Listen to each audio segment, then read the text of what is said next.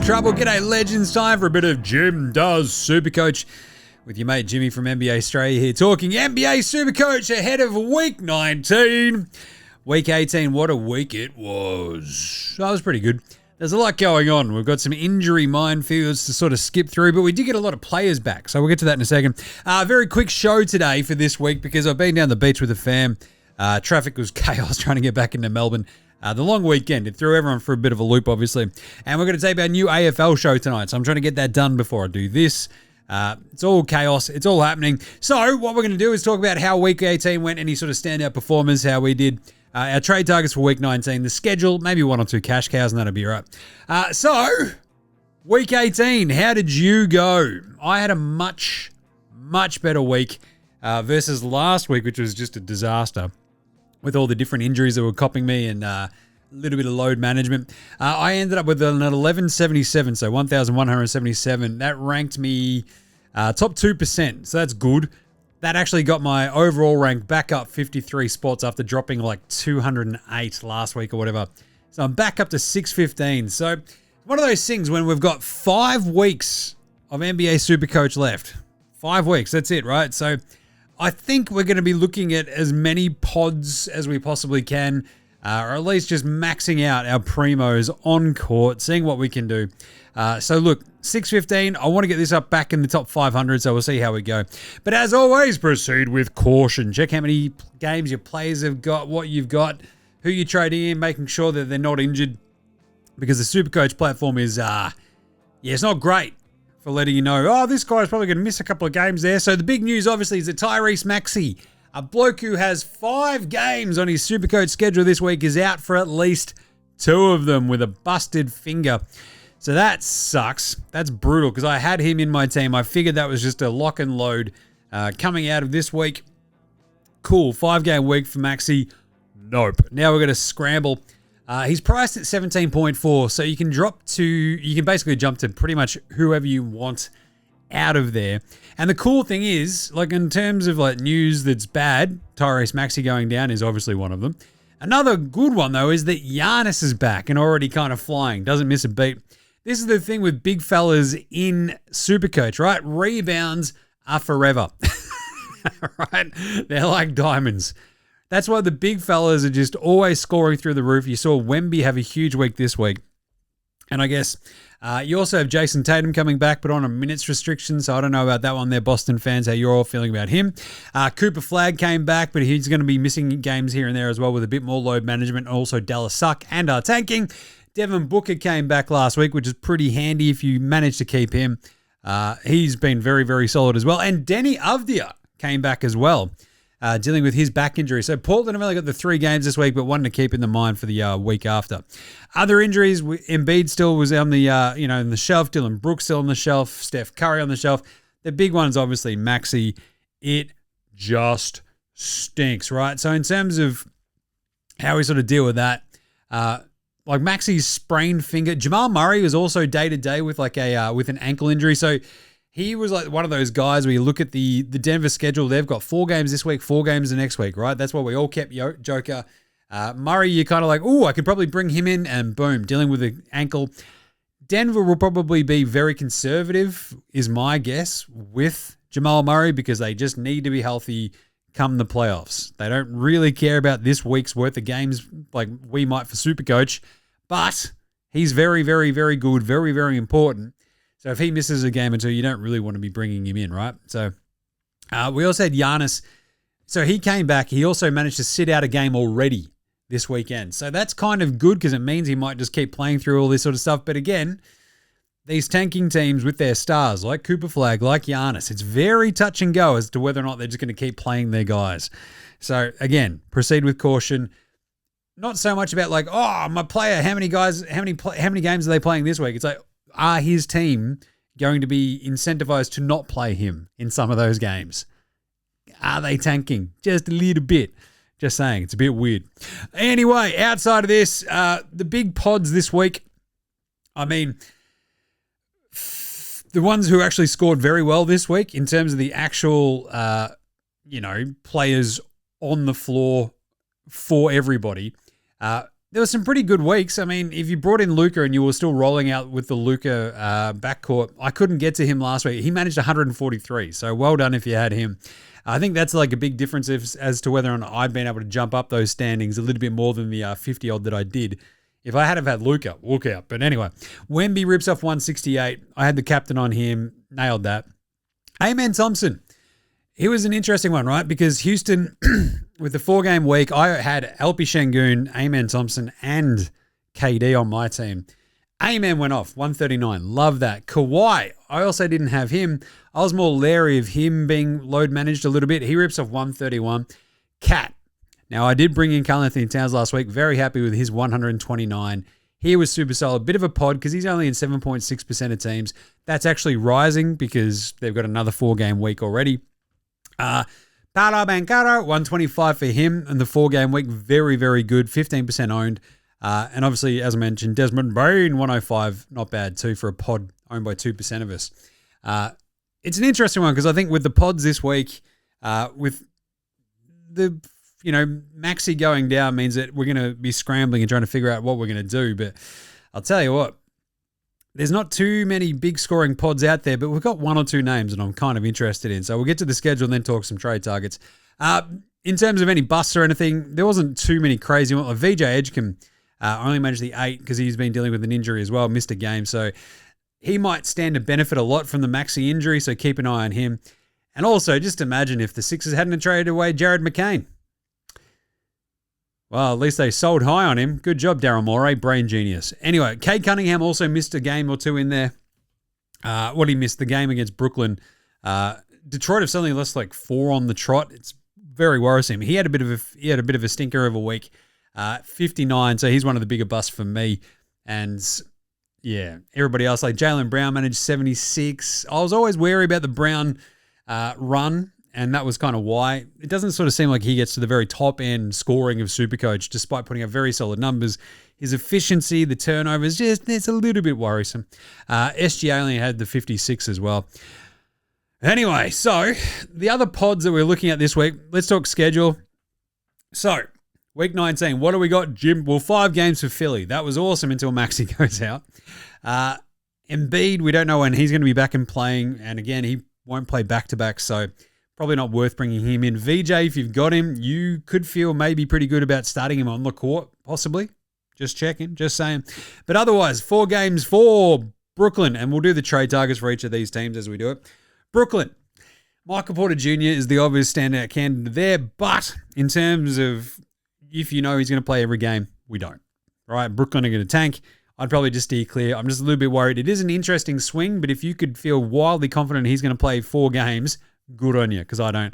Cleveland, this is the big one for me. James Harden might be coming back into my team. I don't feel great about it. I've got to look at the other pods around, but still. Donnie Mitchell also came back.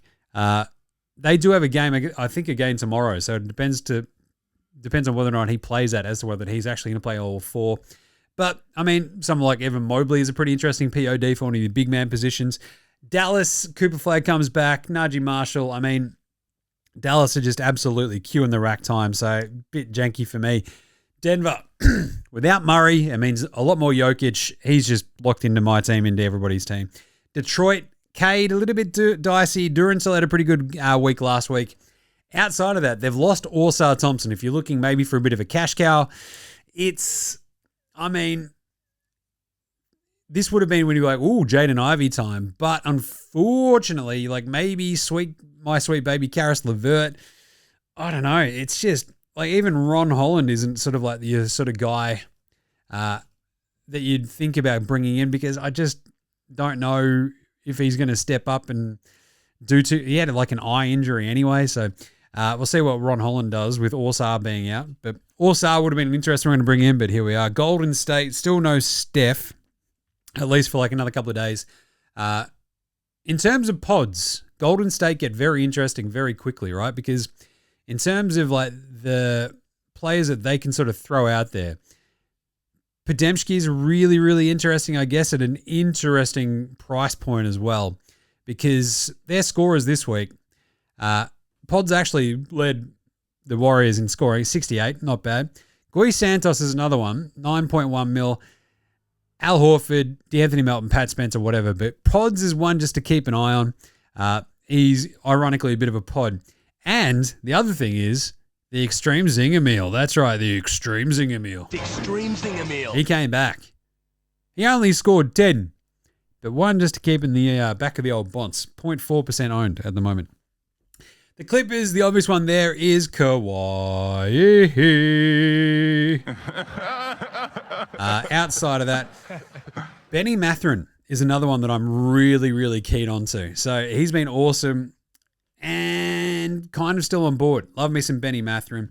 Memphis, you've got the Jalen Wells. He also got dinged up, so it's just they're a bit of a mess.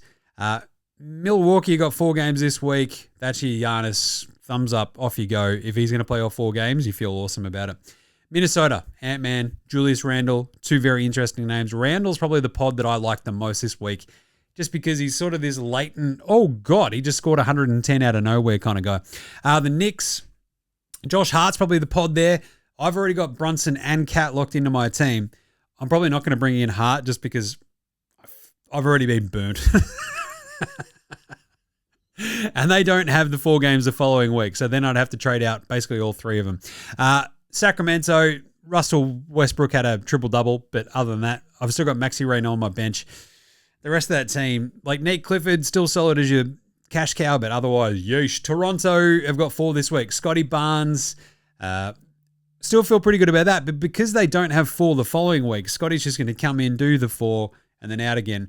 But for that sort of positional variability and a bit of a pod, I don't mind it too much because Scotty Barnes is just bloody good. So he had 61 this week, break even to 128 coming into this round. And they play, what has he been up to? He had 18 and 23, 20, So they play Houston, the Pelicans, the Suns, and the Pistons. Not bad. Scotty Barnes.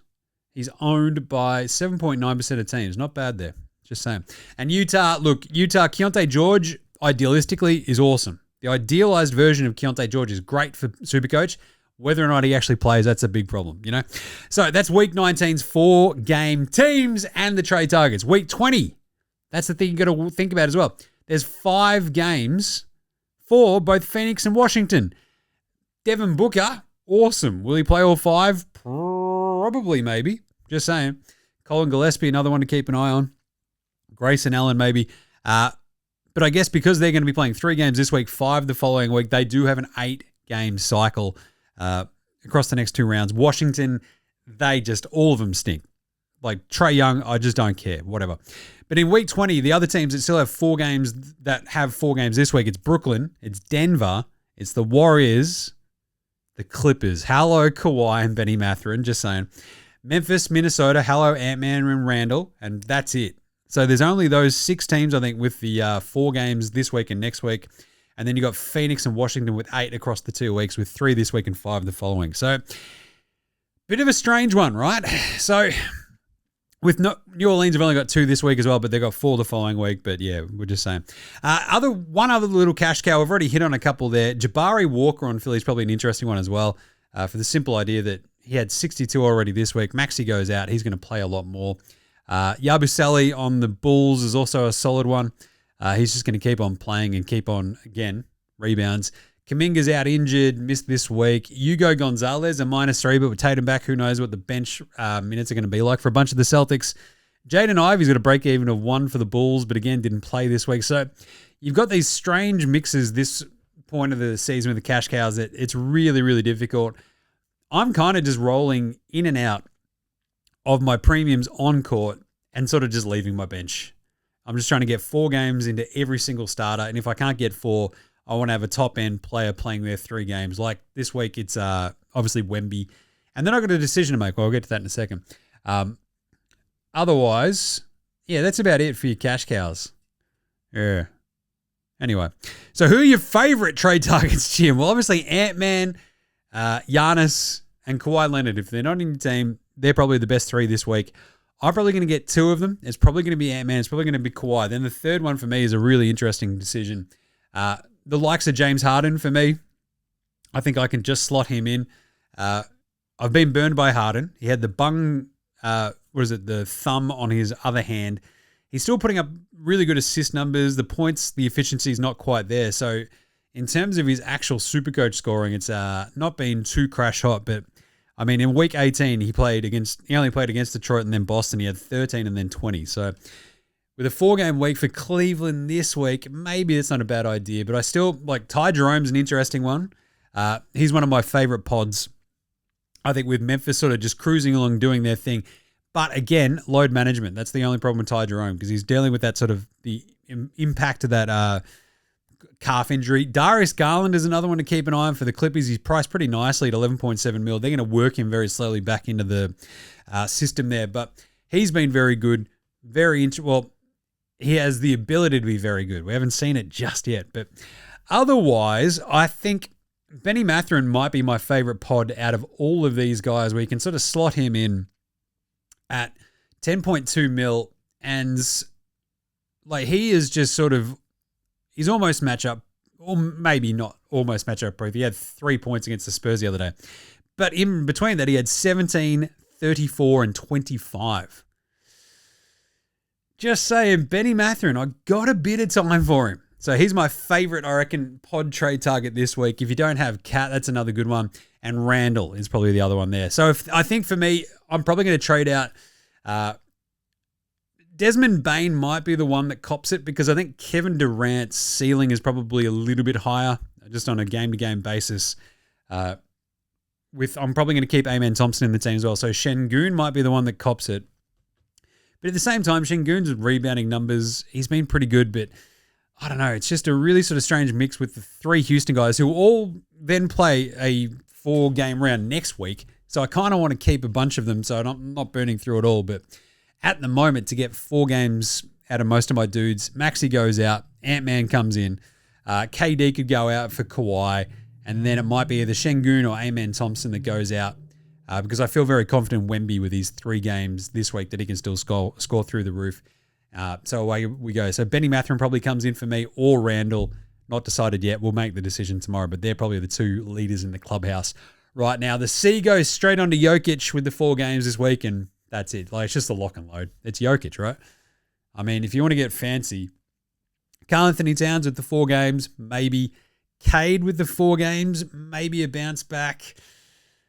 But Jokic, he might just have 4 triple doubles and he scores another 200. He's already done it before. But there you go.